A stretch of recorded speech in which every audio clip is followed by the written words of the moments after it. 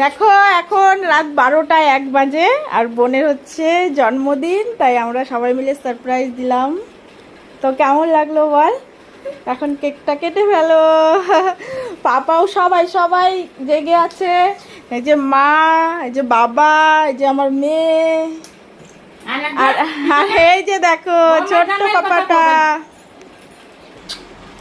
এই যে আমাদের বউটাও জেগে আছে। নে নে নে নে নে কেকটা।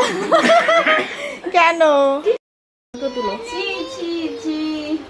Happy birthday to you. এখন কেকটা কাটো, এখন কেক কাটা হবে।